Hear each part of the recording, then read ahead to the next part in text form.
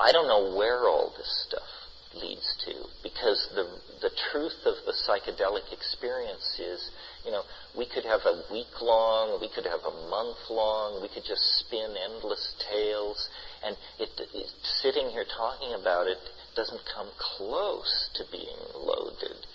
I mean, being loaded is so hard to grok when you're really loaded, when you're really out in the billows, when you're really can't tell whether you're Agnes or Angus.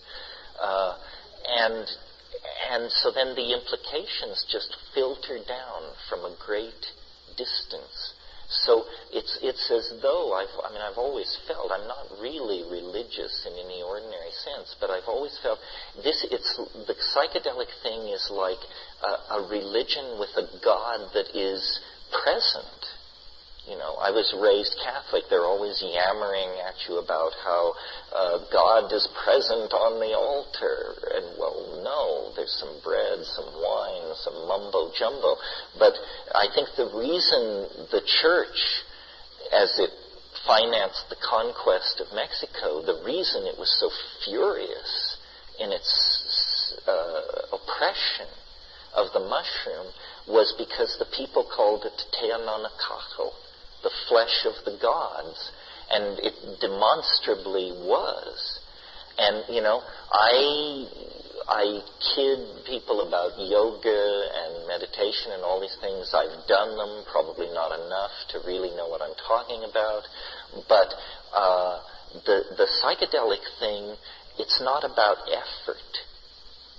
All other spiritual paths are represented where effort, either the effort toward moral purity or good works, ethical behavior, or ascetic practices, some enormous effort is necessary to deliver you into the presence of the mystery.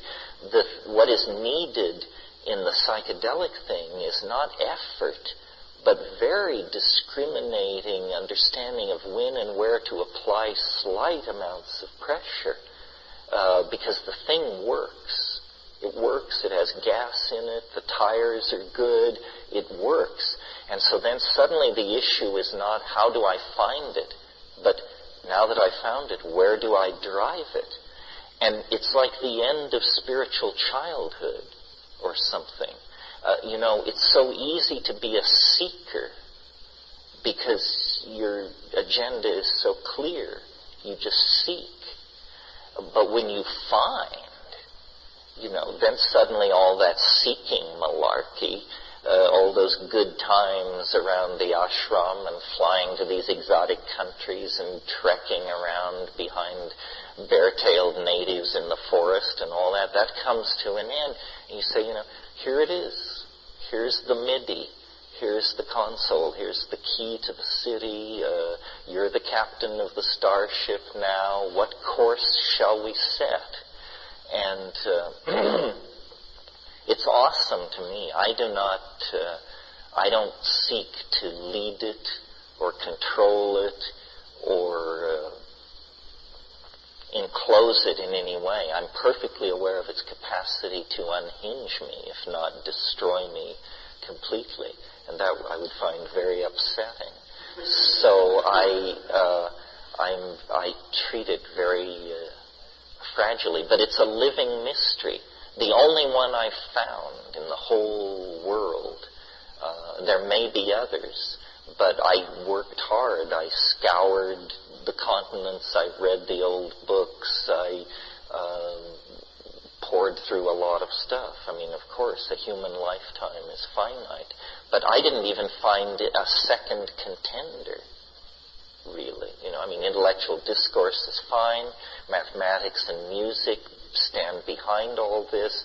But they are definitely the handmaidens of the living psychedelic experience. They're necessary lenses to make senses of it. But it's this mysterious thing. And people say, well, is it spiritual? Are we better people?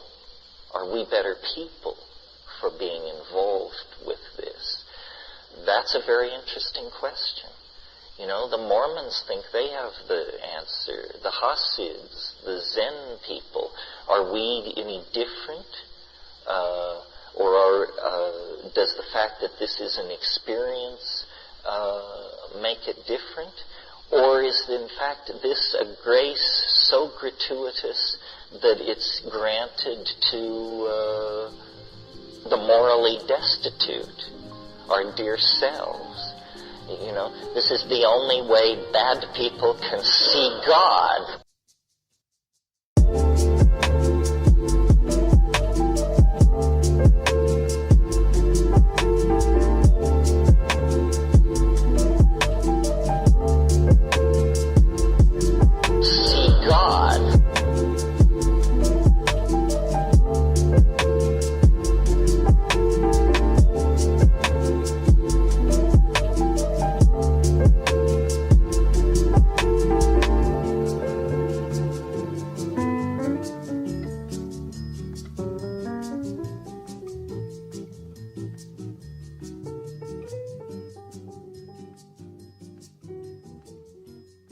Now that I found it, where do I derive it?